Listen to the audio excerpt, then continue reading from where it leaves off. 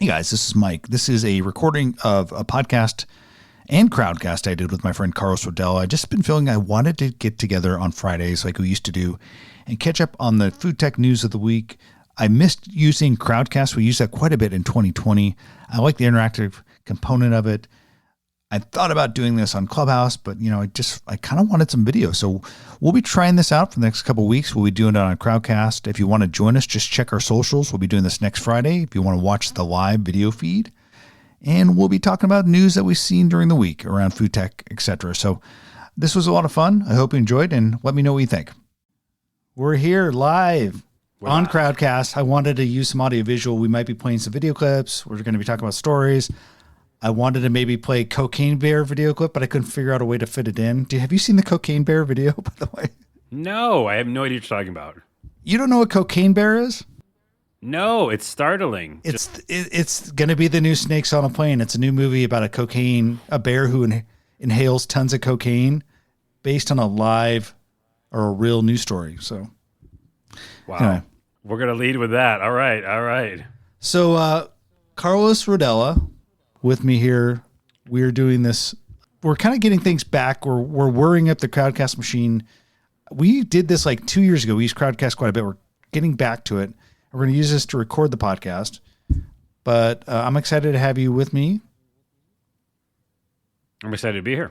Talking food tech news. People might be familiar with your work from doing videos for The Spoon. Yes. Working with you in lots of different ways and interviews and talking to tons of people in food tech. Yeah, and you're all over the place on TikTok and Instagram doing your own stuff. But let's get to the food tech news. I don't know if you saw this first story I put in the Google Doc. It's about reusable takeout containers.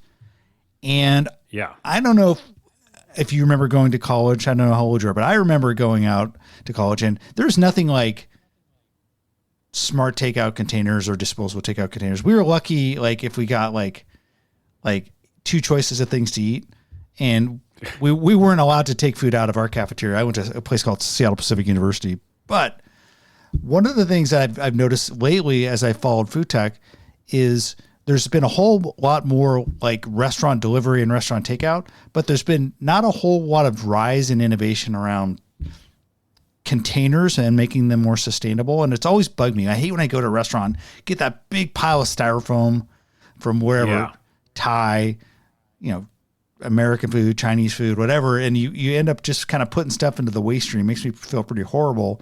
So I'm always excited to see innovation. And so there's a story about some companies doing reusable takeout containers, specifically at universities. And this company in particular called Aussie has this they've been doing it for a couple of years, but they have like a reusable system where you basically can get their takeout container, go get your food, and then when you're done, you bring it back and you actually put it in like this vending machine, and it takes it away. I was going to ask how you return it. Yeah. Yeah, like it's a system where they actually use physical coins, or like kind of like, hey, you buy a container, you get your food, you take it home, and then when you return it, you get a coin, and you can trade that in for the next one. I also think they have digital formats as well, but I thought this was a pretty cool concept. Yeah, I mean, it's cool in concept. By the way, do we have a picture of it? That'd be awesome. We actually have a video. Let's see if we can play this. We're okay. He's showing how you have this green container, and then he's going to stick it. It looks pretty durable. Yeah, it looks like a Tupperware type of container, but like in the shape of a Chinese food takeout styrofoam bin or something like that. Yeah, like I was saying before this started, like this is a cool concept, and I think it looks pretty sturdy and durable. But I mean, when I was in college, would I return something? That's the biggest thing, right? Is the ask of the consumer to bring this thing back. College kids, I'm wondering. Yeah, I think you're right. I think the problem is, can you rely on the person to bring it back? Now, I do think with colleges, a lot of times the student is coming back to the same place every day based on a routine. So if they could just come back to the same cafeteria, they know where this is. I would imagine a lot of these students are actually a little bit more thoughtful about like this type of thing versus their parents. Well, you know what I mean? Yeah. I was going to say, like you said earlier, like when we both went to college, can we mute him? I mean, I like his product. I'm not saying mute him for a reason, but no, to this point, like when we were going to college, yeah, so many limited options for food, limited options for delivery, all that stuff. But at the same time, like, we weren't thinking about that stuff. I just feel like we weren't thinking about, reusable stuff. We weren't thinking about how to save the planet, which sucks. I mean, I'm sure some people were, but nowadays, younger people are just way more, I feel like, educated on how to help, society. So that's why I'm thinking, like, I'm kind of two minds. Like, the college kid in me is like, well, I don't want to do anything. Just give me my food. I want to go. But in this particular like age, maybe it works. Yeah. Yeah. And this company, Aussie, is having some success. They've rolled this out at a Texas State University. And I think they said there's 2,000 or so of these containers in circulation. Now that doesn't mean that 2,000 are returned every day and food is put at them and they take them back. But there's about 2,000 or so students who are using it. I think universities can make a lot of sense. The more challenging use case is when you get into restaurants. I mean, I have a couple places I go to, kind of my go-to restaurants for takeout, but it may be once a month I go to them. So I think that'll probably be the bigger challenge, making this transition to restaurants, because people aren't going to the same place every week. Oh yeah, and if the whole thing is you want variety when it comes to takeout, in a restaurant. So, but the thing is, kind of to the other point, is when I go to the grocery store, again, the same grocery store probably most of the time, I do bring my reusable bag. So it is kind of already ingrained in us to do that thing, right? Yeah. So we're doing that, and now that I think of it more, I think it does work in colleges easier than something like a restaurant. By the way, when you went to college, did you live in a dorm? Did you go to like a fraternity? Did you have like a fraternity? I lived in the dorm for a little while, and then I lived in off-site housing, or how do they call it? Just like an apartment. Off campus? Outside. Off campus, right. Yeah. All right. But in the beginning, I was in a campus, and I had the food card, and I went to the dining hall, and it was all not great food, but it was, in quotes, free. And then I would later be paying for it on student loans. But I don't know. I just never thought of like takeout much when it came to dining. Like I would go to the dining hall and then just leave, Right. I mean, so much of like these types of ideas have really gained steam over the past 2 years because of COVID. A lot of these students at university actually had to go and take their food out. They couldn't dine in. Yeah, that'd be fall of 2020. I'm already losing track of when COVID was, but yeah, that kind of threw everything into disarray. But I think now that everyone's going back to eat in cafeterias, a lot of these same systems that are put into place during COVID are being used. So anyway, I have hope that this could become a bigger thing. We'll see where it goes. But I want to talk about the next story about this pretty cool looking tractor by a company called Monarch. I don't know if you follow robotic tractors, probably not something you follow too closely. Not on my number one bookmark tab, no. Yeah. You're on like the deep dark web around robotic tractors. So there's a company called Monarch I don't think so. out of California that's actually put out a first. They're producing a first in that they're producing an all-electric driver optional tractor, which is really the first. There have been autonomous tractors and there have been electric autonomous tractors, but there hasn't been an electric driver optional one, and theirs is actually being produced. They're announcing that the first ones will ship next year. So I thought that was pretty cool. Did you take a look at this thing? I did. Do we have a picture of it? Yeah, see if we can bring this. We'll see if we can bring this guy up. Here's a picture of the new tractor from Monarch. It's kind of a cute little guy. It is cute. It's so basically it says optional, that you can still drive it, or it can auto drive itself, right? Yeah, it could be driven by a person, or it could be operated autonomously by a farmer who can actually operate a number of them. So imagine like if you had a farm, you wanted to buy 6 of these things, you can have them all working at once without one single driver. You can have them going down. Yeah. Oh, okay. So like you'd be operating a fleet of autonomous tractors all by like a smart app. I was going to ask how you doing it. Like, is it a controller or like the drones, or is it actual just, like software? Well, it's smart, right? So it has like 2 3D cameras on it, and then it has like 4 or 6 other cameras on it, all basically using machine vision. So, if like a kid ran in front of this thing would be smart enough to know to stop. And if it's just not going to fall into, like, if there's a big hole in front of it, it's going to know to stop. So it's built for farms. It has intelligence built into it. It's using computer vision to navigate it. And you can add different types of farming instruments, like a mower, or like things that could whatever different farming instruments you want to name. But like you can add different peripherals to it, etc. So yeah, it's pretty interesting. At last CES in January, John Deere came out and said they were basically debuting their smart tractor system, and they said it would be out by the end of this year. But I checked, I don't think it's actually shipping at this point. So this might beat it to market.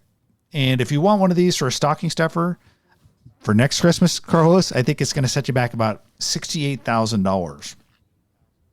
Oh, that's nothing. Yeah, I want a couple then. I don't think they fit in the stocking. And also, I was going to say, this is a perfect example of what I enjoy the idea of robots for, which is repetitive tasks. Like we talk a lot on the Spoon about robots and the different kind of nuanced things they do when preparing meals and how that's still got to get worked out.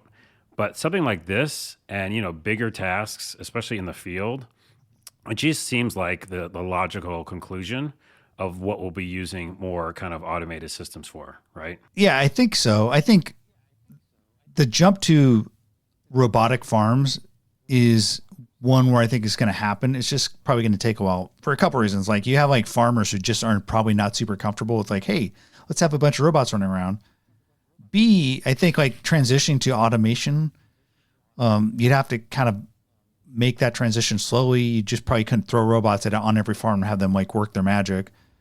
And then also, I think part of it is just the cost of these things. I think a typical tractor, I was just doing a little bit of research on this, like a non-robotic tractor is going to cost you between $20,000 and $40,000. So this one's definitely going to come in, be probably twice as expensive. So I don't think farmers are oftentimes rolling in cash. Like I know that they're oftentimes, it's a margin constrained business. They're operating kind of on a razor's edge. So I think upgrading this will probably be something that will take time as well. That being said, if they're going to spend a couple, 10, 20 extra $1,000 and get that kind of output from it, like what are you saving money-wise when it comes to labor? So there's that to be thought of because obviously, there's not a lot of money to go around in the farming business. I know that. But if you want to make an investment and it does save you labor cost, I think it's just a natural thing that will probably, like you said, just take a little while to do. But I think it's an inevitability. Yeah. An inevitability. Yeah. So it's a increase and kind of a big ask in terms of the capital expenses and outlays. But from an operating expense standpoint, it's going to be something that's saving you money every day. You're not going to be employing 6 guys who are driving tractors every day. So you can operate your farms. And a lot of what we saw during the pandemic is a lot of these farmers were struggling to find workers. It was a real challenge. Yeah. So I think this is something that kind of fits the moment, continues to fit the moment as we see the challenges that the farmers face every day. No more tractors in holes. It'll go around the holes. Yeah. All right. So the next story is about something not on the farm, but in our kitchen. And honestly, Carlos, when I look at the kitchen tech over the past couple of years, it's been kind of disappointing. I feel like we hit a plateau in terms of like interesting new smart kitchen technology. And so when I saw the story this morning, I was quite honestly a little bit excited. It was a new smart mixer, a smart stand-up mixer from General Appliances. And, maybe I'm a kitchen nerd to get excited over a stand-up mixer, but this thing actually is fairly unique, and I haven't seen one of these. A stand mixer that actually has a built-in scale. It has built-in voice recognition from Alexa and Google Voice. So if you wanted to send commands to it, say, hey, mix for 50 seconds, mix at the speed, you could do that. And it has auto sense technology in that it actually can sense the texture and the viscosity of what you're mixing, and it knows when it's essentially done mixing. So it is really a pretty interesting mixer that has lots of features in it that I think if you use one of these things a lot, you probably appreciate. Yeah, I mean, we've seen definitely like appliances that are attached being smart, that kind of moniker on it, and having databases and recipes. Because I saw this has recipes as well. It Is that has an right? app. It has predefined recipes. I don't think you can just like take Yeah. any recipe and say, hey, let's chunk this out and kind of do step by step. It's there's a limited set of recipes within the app itself that comes with this smart mixer from GE. Yeah, I think the big kind of special thing is that auto sense because, the whole idea of this is a mixer. So you want to make sure when this thing is done. I mean, I've done mixing by hand. I've never have any idea. Like, I'm like, it's as good as it's going to get. And I even have a little mini blender, like those little mini ninja things. And even that, I'm like kind of confused. And I drink it, and it's got lumps in it. So I think the auto sense thing is probably one of the bigger things for this mixer. Weirdly enough, though, I don't know how about you, but I don't really use my Alexa hardly at all. Do you use your Alexa a lot? You know, that's interesting that you bring it up. It's almost a story I wanted to have. I've been meaning to write a piece on it, but I think there's a story on The Verge or whatever last week or the week before about how Amazon's basically laying off a bunch of people in the Alexa unit because there wasn't like a couple $1 billion a year, something, it's an insane amount of money. And basically they're kind of saying that the great Alexa device experiment has failed. Well, I think, Yeah, I saw I that. do think Yeah. that a lot of people use it, but for things like, hey, play my music, or what time is it, or what the weather is like. In terms of like, using it as something that they actually buy stuff with, which is what Amazon really wanted, not as much as Amazon wants. And B, using it as like a way to control things like in your kitchen. I don't know how much people are using it. I don't think people are using it that much. I think maybe for things like light bulbs, whatever. My mom, I connect to her Alexa, which she loves, to her front door video camera, which is a cool thing. Oh, But I think so for basic smart home stuff, like connecting to video webcams, I think some people are doing that. I don't know how many people are using their smart voice device to actually control things in the kitchen. Probably not a ton of people right now. exactly. Yeah, that's why I bring it up because like that is kind of a calling card for some appliances that we've seen where you go, oh, you can use Alexa or Google Home to control it. I'm just never going to do that. Like, and also it's actually faster to hit a button. Like again, my little mini blender, I just hit a button and it goes. I do like the idea of this, being just like a better mixer that has great auto sense. Like sell it as that. I don't know if I, would use the other. Yeah. Side. And yeah, that is a bigger story that we'll talk about. I think that just in general, the Alexa experience, that article is probably right on because I'm not using it for Well, many there's things. a ton of them out there. Like there's a ton of Alexa devices out there, a lot of Echo devices out there. And I think that's valuable. Like if you're the screen in the kitchen or like you're like this voice device in the home, probably pretty valuable. I just don't think it translated to like the monetization that they wanted. I do think people are using these things to like say, hey, I'm interested in a recipe for chicken cacciatore. Can you show me a recipe? I think people are doing that. I don't know if they're doing step-by-step guidance or they're connecting it to their cooking appliances, but I think some people might be using it to find recipes or like, hey, a restaurant recommendation. Whenever I see any sort of like device that says it's, smart or connected to the internet, I always just think of Her, the movie Her, and how I just want that OS. I just want the full on, I talk to something, it talks back to me in an intelligent way, and it does something for me. Like at the end of the day, that's what I want. That's not Alexa. It's like something else. That's going to be I'll wait from for that. Elon Musk. And something that that is that's what he makes the everything app with Twitter. By the way, did you see his Neuralink? Mike, he had Neuralink news this week. Who's going to trust putting that guy's brain implant in their brain? I just don't understand. Not anymore after Twitter, but that's a whole other That's a story. whole other story. You have another one. You have a bonus story. A bonus story. I'm gonna put this link in the private chat and see if you can go to that link. And this is from The Spoon, which is what we're on. It's Autonomy. The makers of Swervy are working with a post office for sidewalk robot delivery. And the robot is called the Autobot, which we could look up the Autobot, maybe get a picture of that. These things are pretty cool. This one's the Autobot actually is one of the more advanced ones. It has swerve drive, so it can do like spider crawl type of movement. And it has like a pretty cool refrigerated chamber in it. I don't know if it's refrigerated, but it actually has like a chamber in it that actually is side accessible from the side. It has like advertising on it, so you can actually see that little screen there, so you can actually put information on it as it moves around the world. Yeah, I think these are going to be more and more popular. The challenge is like making sure they work. It has to be like in a dense urban environment. I don't see these necessarily working like in Kirkland where you live or on the streets of Edmonds where I live. And it almost has to be like a downtown scenario or like on a university campus that is like a friendly space.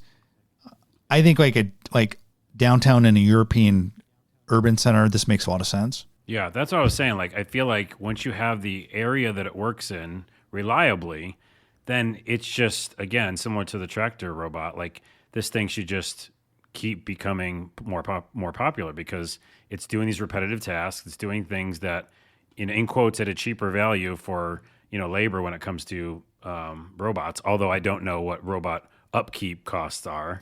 We could look into that. Because those little robots get broken. But yeah, I think I like it. I mean, I'm actually all for more of these kind of being around. Like you said, though, it just in my particular neighborhood and also apartments, it doesn't work, right? If I'm in a fifth floor in an apartment, I can't get to this robot unless I go downstairs and find out where it stopped. But there's limitations. But I also am excited. This story came out at a time where we were hearing some bad news from other companies. I think that there were some layoffs at Starship, which is another sidewalk robotic company. I think at the same time we heard about the Alexa cutbacks, we heard about some other cutbacks at Amazon, including their sidewalk delivery robot. I've heard that there was a story maybe on Insider saying how they're kind of pulling back on that. So it's good to see one of these startups like Autonomy doing well and getting some traction with a big partnership with the big post office of Norway, because we have seen some of these companies actually not doing as well. And I think it's partly because how slowly the rollouts of these types of things work. The challenge is you're working with like this type of product. You're working with the local city, government. There's all sorts of rules and regulations. You just can't throw robots on sidewalks and like have them run amok. And that's why you've seen some of these work in airports, because airports is like you just ask the airport administrator and like it's a confined space that works pretty quickly. But once you put this out in the wild, I think it's a little bit more of a challenge. I think that's been hurting some of these companies, especially as we've had like some cutbacks on venture capital. A lot of these guys needed a lot of runway in terms of venture capital.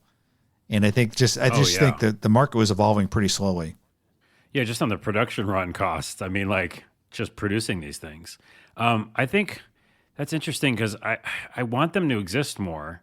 But again, it's all about the use case, because this is a post office. And by the way, I was going to ask a question about that. There's a lot of legal ramifications around mail. So the fact that they pulled this off is a feat in itself, right? Because like the handling of mail and the fact that this robot could be stopped. I don't know how strong this robot is. Yeah. Does he have arm muscles come out? Because I just see in my mind he has like little arm robots robot arms and just punches people if they get too close to it. But I don't know. That's obviously a tricky situation, but it's all about the use case. Like, what is the use case for this robot? Mail makes sense. Like you said, in the airport, it makes sense to bring things from one, area of the airport to the next. But yeah, food delivery, there's a few things. Have you actually seen one in the wild? I've actually seen the Amazon one in the wild, not too far from my house. And when I did see it, I did see it, I pulled my car over and there's a couple Amazon employees like monitoring it. Like there's always like Amazon people by it whenever I saw it, because they would run the same sidewalk over and over, not too far down my street in Linwood. It was like a test area. I don't know. Have you ever seen one of these things in the wild? I've seen a couple. I feel like I saw one in San Francisco too, early days, because they try everything there first. And not here in my little village, but I've definitely seen them downtown Seattle.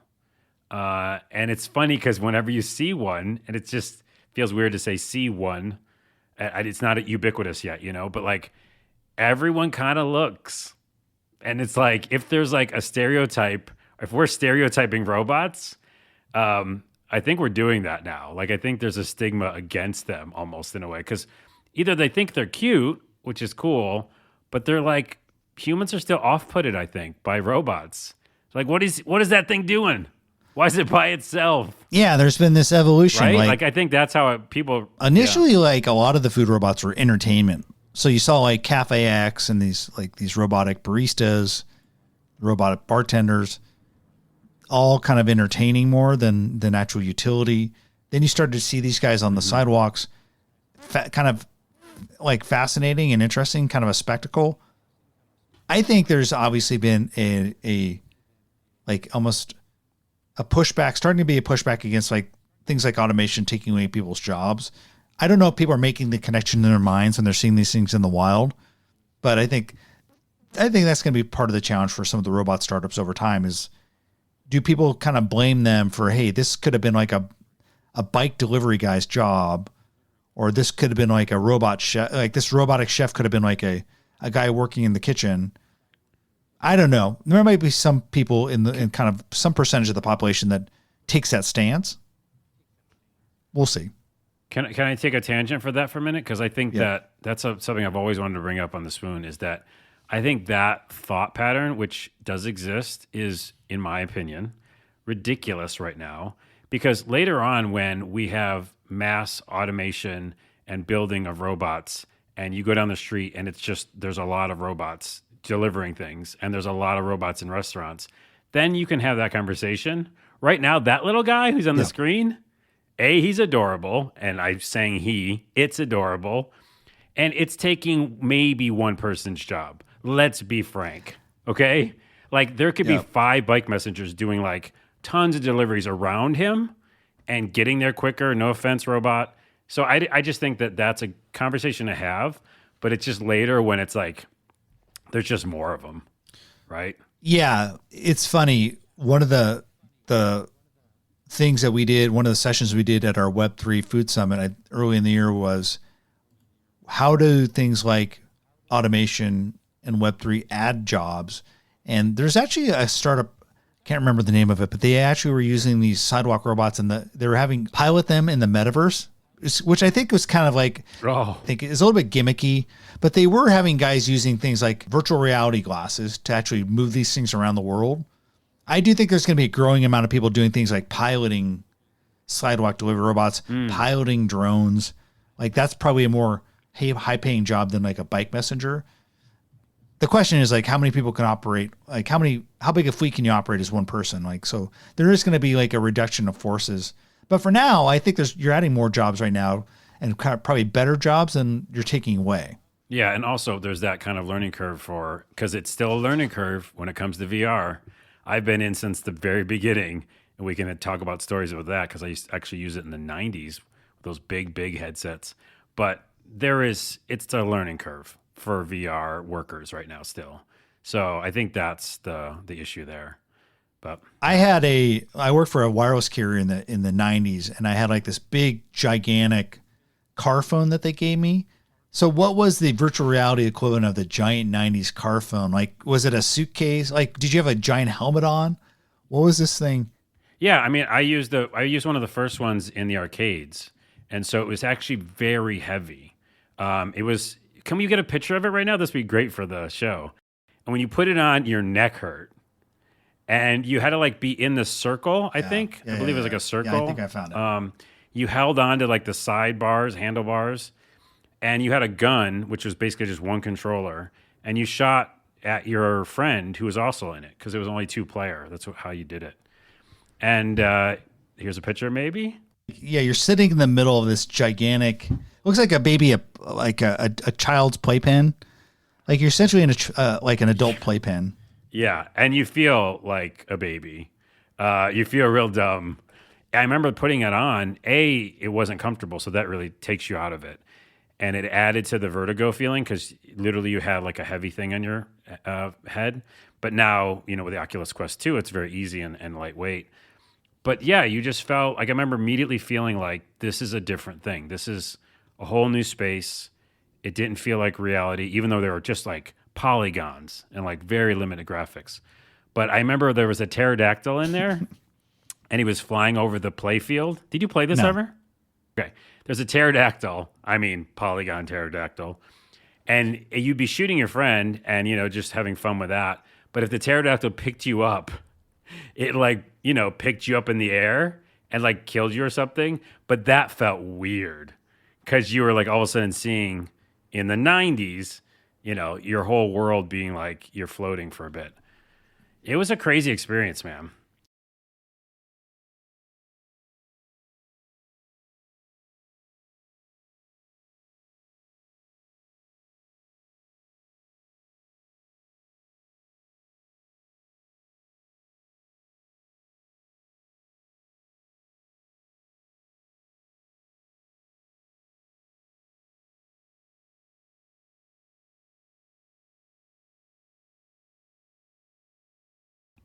Oh my goodness, that's just like adding work. Yeah. Anyway. Oh wait, I found the picture. I found the picture. Before we go, I'm gonna give you this link. And there, look how huge. I know that kid is small, but that is really. That's probably big. what your size was when you were in the 90s. Like, that's true. That's actually true. That was you probably me. had a smaller head. Look at that's Carlos. I had a bigger head though, even as a kid. I'm not gonna lie. But that controller's. It's like he's holding a vacuum. Like he's like a vacuum handle or something. Is he vacuuming in VR space? Oh, like in The Simpsons, remember? He's like, Mom, I don't want to do the dishes and I don't want to mow the lawn, but I do want to do VR mowing of the lawn. That episode's great. Well, anyways, that'll close out the show. Yeah, I don't know. Like that, we work out some of the kinks. But thanks for joining me today, Carlos. Hey, thanks for letting me be here and talk about virtual reality at the end. All right, that's it. I hope you enjoyed this. I had a lot of fun talking with Carlos. Would love to have you join us next week. I think we'll be having Clayton Wood from Picnic join us as well and be teeing up some stories on food robots, but also maybe some other stories. We'll be putting out the link on our socials, on the Spoon's Twitter feed, and on LinkedIn if you want to watch us next week. Keep an eye out for that next Friday morning. All right, everyone. That's it for now. We'll talk to you soon.